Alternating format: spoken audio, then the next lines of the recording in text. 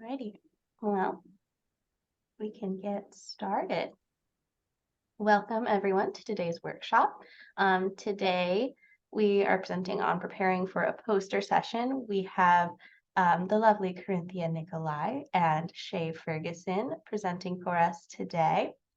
Korinthia Nicolai is a fourth-year graduate student at Virginia Commonwealth University. She is interested in how race and racism impact classroom contexts, for example, teacher interactions and instruction and curriculum, and how that context influences student motivation, sense of belonging.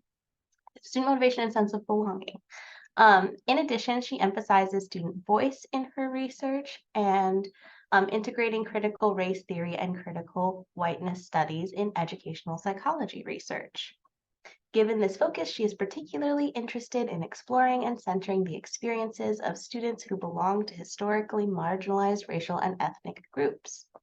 I will go ahead and share one of her recent publications in the chat. And then Shea Furgeson is a PhD student in educational psychology and research at the University of South Carolina. She works as a graduate research assistant for the Child Development Research Center at USC. Her research interests include motivation, teachers' belief in rural communities, and she recently got a grant to continue that research. And I will post a link here for one of her publications. And actually, I've read that publication. It's quite good. Oh, right. I was on mute. Thank you. You're welcome. Oh, and pictures of them, should you want that. And then we have, the last thing is that we'll have a social event at 8-Year Rave, so watch out for more details. And I'll hand it over to them to start. Thank you, Kimiko. I'll go ahead and share my screen.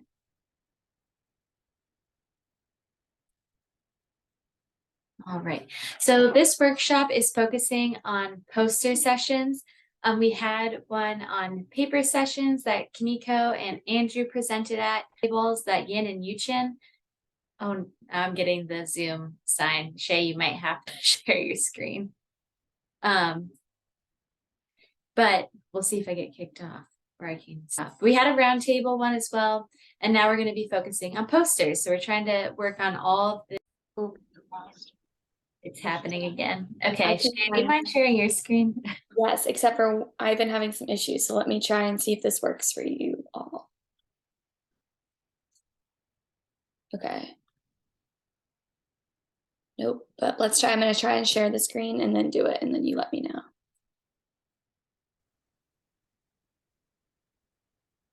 And like I said, so today we'll be talking about posters, myself and Shea. And then we can go ahead to the next slide. So what will we be talking about today? First, we're going to talk about what exactly is a poster session, how to prepare for a poster session, what presenting is like during a poster session, and then we'll end with an activity and time for questions as well. So what is a poster session? You probably heard of a couple of different things or maybe attended some of the other sessions.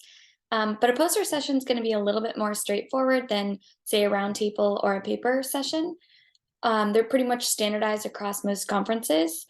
The first type of presentation that I did was a poster, and I've kind of done some papers as well, but they've mainly been a little bit different. But essentially, everyone is going to be in a large room, and then you will have an area for your poster where people can come by and talk and ask you different questions. Right, so how do you prepare for a poster session? So there's a few different things. Some may be more obvious, but I'll hopefully be able to help provide some more details or tips about how to prepare. So first, you'll apply for a poster session. And we can go to the next slide. So there are some pros and cons for applying for a poster session. And these are all things that I've learned throughout my time being a grad student from different mentors, for example, Allison Kawenka.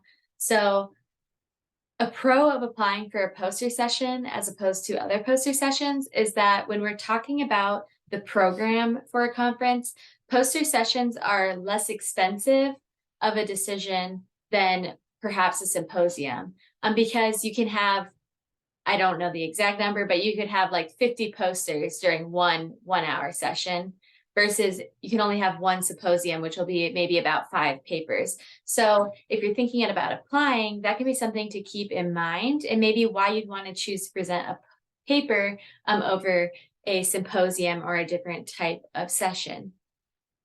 Then it's also a great way to talk to many people and network with a lot of different people instead of a symposium where you might be presenting and then you'll have a little bit of time at the end, but usually people are kind of running around. Conferences are very busy. And it's also a great way to get feedback and improve your either study or your writing or your ideas before you go to the manuscript stage. So it can be a really great way to get more perspectives from people from different institutions who probably there's a greater diversity of perspectives that you'll be able to learn about at a conference. The con, and I don't know if this is necessarily a con, and it also is maybe true of all submissions, is that if your poster is not an empirical poster, it's kind of difficult at times to make it into a poster. There'll just be less templates or examples for that. With the review criteria for conferences, a lot of times it's based on empirical work. And so you might end up being scored a little bit lower. But that's kind of just in general with non-empirical work, which is still very important for our field. But just something to kind of think about and maybe talk to with a trusted mentor about it. And then the following steps after that, you'll make it, you'll just figure out a way to describe it and then practice. And so we can go to the next slide. So when you make it in the most, to quote Alison Kowenka, in the most autonomy supporting way, she says that a lot, and we love a motivation reference, but I suggest always using a template. This helps you know what to include. So with an empirical poster, you can look at other empirical posters and know what to do. If you've seen someone present a poster about a literature review that they did that you really like, you could ask them for their template. There's no harm really in asking about that. And a lot of them also are publicly available as well. At AERA, you can find them like backlogged. I don't know if that's the right word. And it also helps with formatting. If you haven't made a poster, you will not believe how much time it takes just to format it. It's way more time than you think it's going to take. So definitely use a template. And then I also want to make a note that a lot of this information that I'm sharing comes from Alison Kowenka, Sharon Zumbrun, and then also other people in the Motivation and Context lab. So that's kind of where I've learned a lot of this stuff. So when you're making your poster, there are different formats that you can use. So there's the Better Poster, on which I've linked some templates for the Better Poster in these slides, and I'll share those. But there's also the more traditional poster and then the iPoster. But if you look on the screen, this top poster is the Better Poster. I think honestly, you'd probably want less text than what I have on there. I think I went way too text heavy. That's definitely something that I struggle with posters, is putting too much text. And then I should circle back or go back for a second, and then down below, you'll see more of the like traditional poster down there. However, I do add QR codes to share my CV with people. And then this conference, this poster was a little bit of a different format where it was really about networking. So I maybe wouldn't take up that much space with QR codes, but just to point that out. However, with these different posters, there is kind of some controversy over each format. So people will have, depending on who you talk about, there will be possibly strong feelings about using the Better Poster versus the traditional poster. And you can probably get perspectives on both being better than the other. So it's really just kind of up to you, and maybe talk to your mentors about it to see which one you like the most. Better Poster really helps us keep the text down, even though you can see from my example, it's still possible to put too much text on a poster. And it helps us really focus on the important findings. So the format for the Better poster, they usually recommend having a lot of figures in the middle, and then a sentence about your like one very big takeaway that maybe was surprising or that you want to make sure that people walk away with. But I think what we can take away from Better posters is also what we should apply to a traditional poster as well, to keep text down and really figure out how you can highlight those big key takeaways.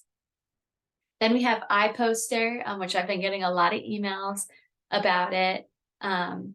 So iPoster, I recommend being careful with it. So make sure, maybe they've fixed it, but iPoster, always make sure that you're saving your work. When I had used it a few years ago, it would not save your work automatically for you. So always make sure you're saving your work, even if you're not done working, maybe just periodically save it to make sure that it's not going to be lost if for whatever reason your window closes. I feel like that's like the old days of Word. Luckily, Word and Google Docs save all of our work, so you don't have to think about that, but iPoster, you do.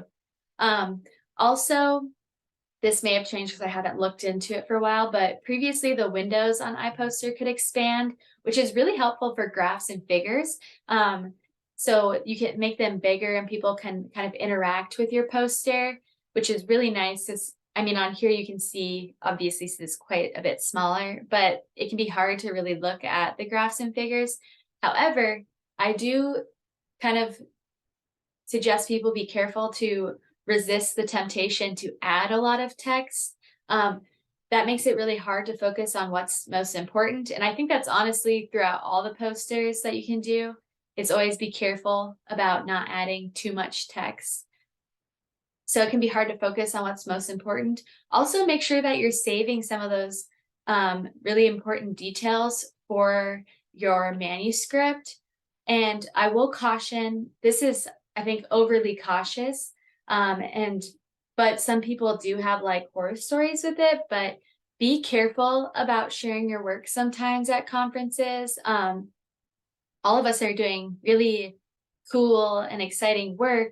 And so sometimes there have been experiences where people presented at conference and then maybe someone was inspired by someone else's work and they maybe were able to get it out faster than the person that presented on it. So not saying that this happens all the time, but just something to kind of be aware of. And so that can be especially important if with iPoster, you have the ability to kind of copy and paste your entire 2000 word proposal. You might not want to do that just for all the reasons that I've mentioned.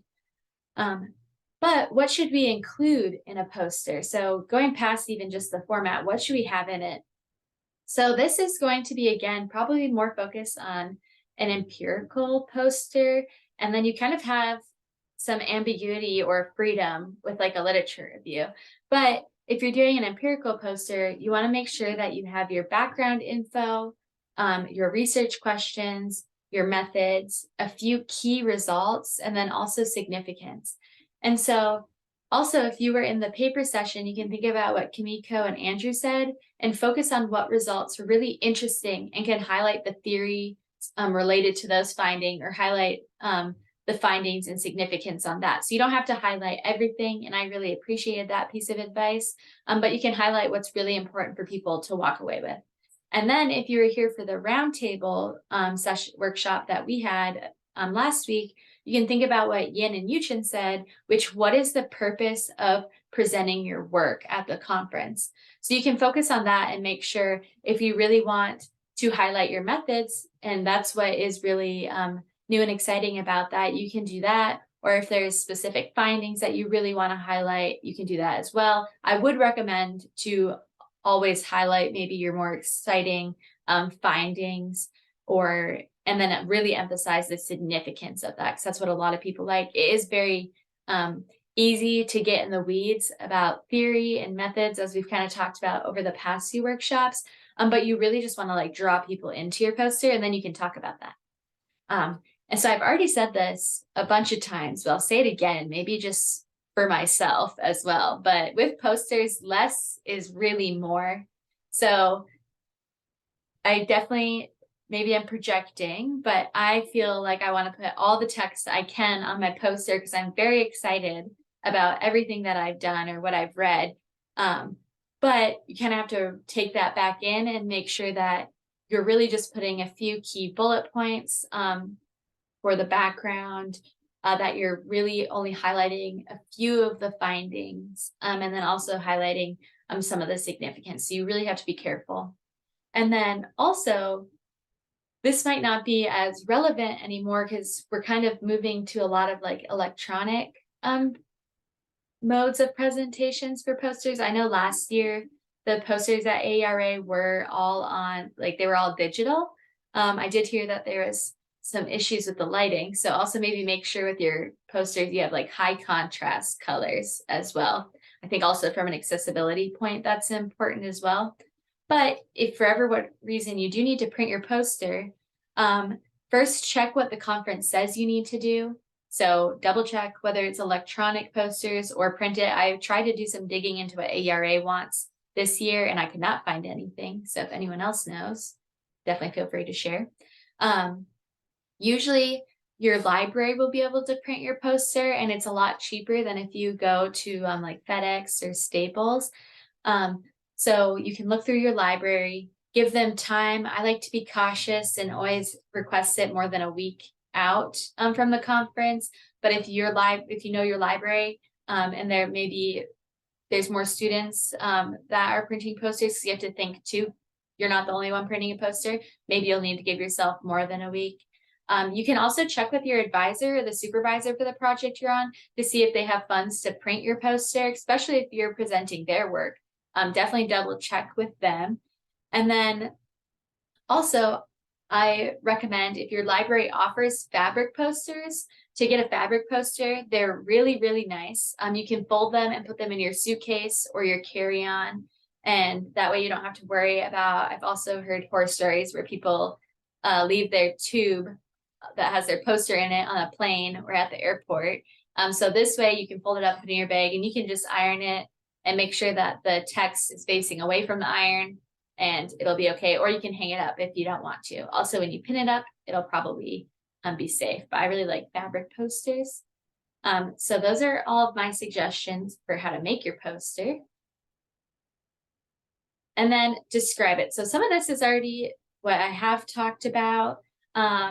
But you want to think of like a 1 to 3 minute description of your poster. And we kind of heard this at the roundtable workshop as well. So you can definitely check that out. And it's probably very aligned with what Yin and Yuchen already mentioned. But one, I would say, think about your audience. At AERA, if you're presenting with a motivation SIG, there's going to be a lot of people that know a lot about the theories that you're doing. So you can kind of get into that if you want. However, if you're presenting at a different conference that maybe doesn't have people that use the same theory, you want to make sure that you're being aware of that and your 1 to 3 minute description is targeted towards your audience. And the purpose of this is to draw people in. And you want to make sure you touch on the background, kind of to set up the importance of your study, the methods, important findings, and then the significance of the study. And so you're going to be very, very brief about that. So you're not going to have much time to elaborate on it. So just kind of really demonstrating the importance of your study and the importance of what you found. So be brief, and then you'll always have time to elaborate more when people ask questions. Then we can go to the next slide. And then lastly, practice. I think we've said this at every single session. I know Andrew and Kamiko said it as well, but even just practicing your 1 to 3 minute presentation is really helpful. Even just looking and reading your poster to make sure you know everything that's on there. Because if it's on the poster, people have the potential to ask you about it. So always know and be able to elaborate about what's on your poster.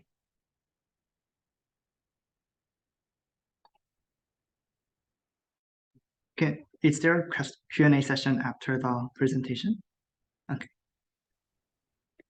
Okay, and now we are going to talk about what presenting is like. You can go to the next slide. So to start off, the format, I kind of mentioned this in the beginning. Typically for posters, there's going to be a large open room, especially for big conferences like AERA, APA, the ones that a lot of people are going to.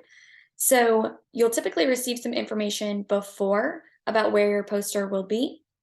So not just the room. And I know when I presented at APA this past summer, I received a notification that I was like E1. So I was able to find my row of E, and then I was the first one onto the left. And so there was a board already waiting for me there. They had tax. I just had to post it up. But it sounds like also with AERA, there may be some electronic opportunities. So just figuring out maybe ahead of time what those requirements are.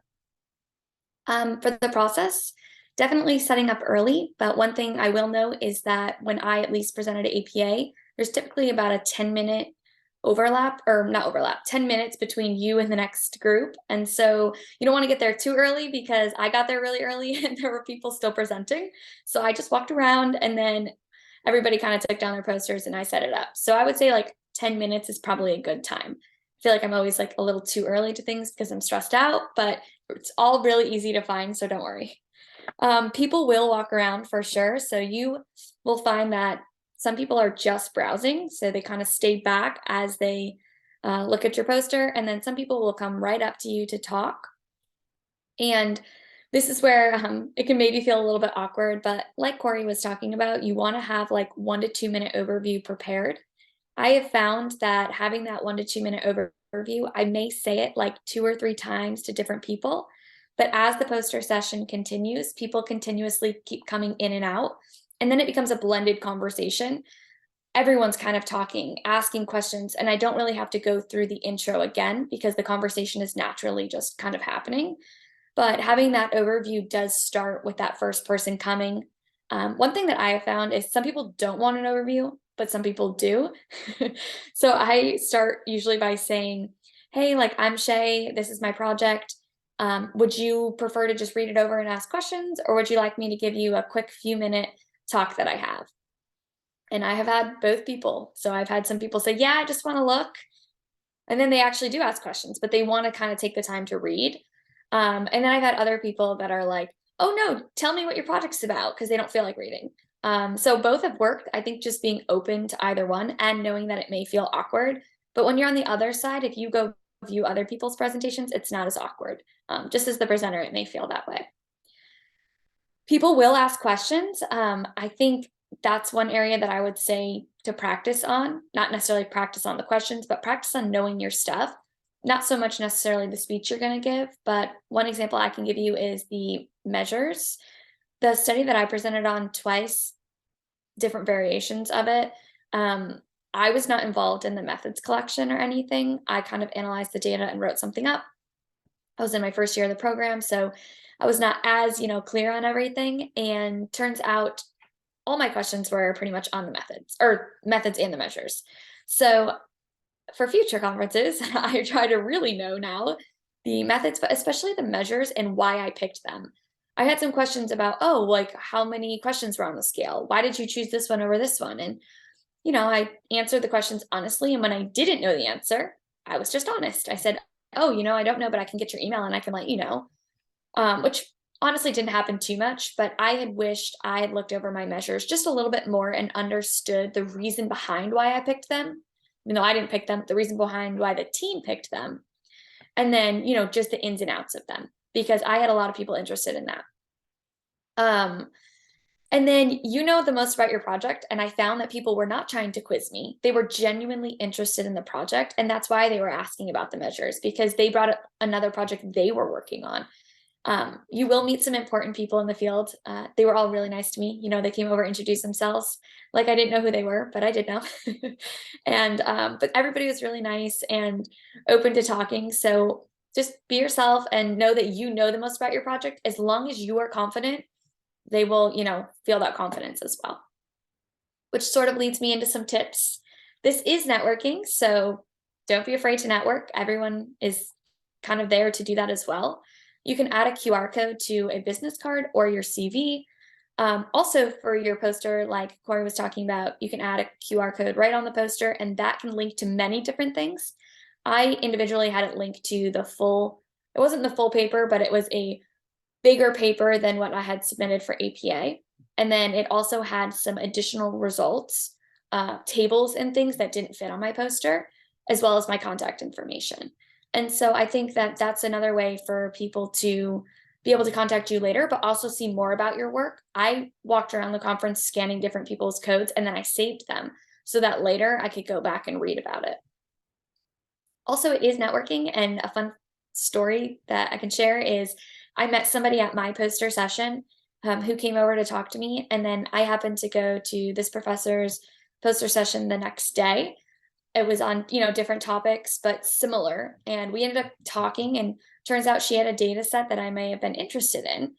After APA, we ended up talking, and we are currently writing a manuscript together. So, and she's guiding me through the process. Hopefully it'll be a first author submitted and accepted for me, but just a fun fact that, I left APA and was like, oh, I didn't interact with too many people. I should have been better at networking. But that one simple interaction that I had was really awesome. So don't be stressed about the networking either.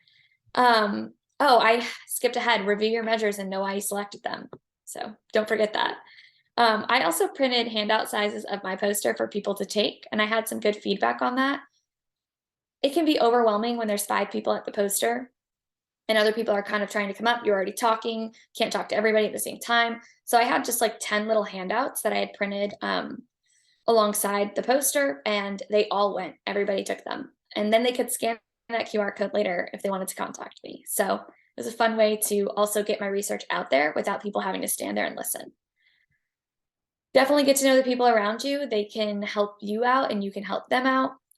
When you're trying to hang up your poster, if you do have to hang it, the person next to me helped me. And they also helped me take it down and roll it up and put it back into my, poster thing. So definitely talk to the people around you. And then don't be like the slide or me. Be brief.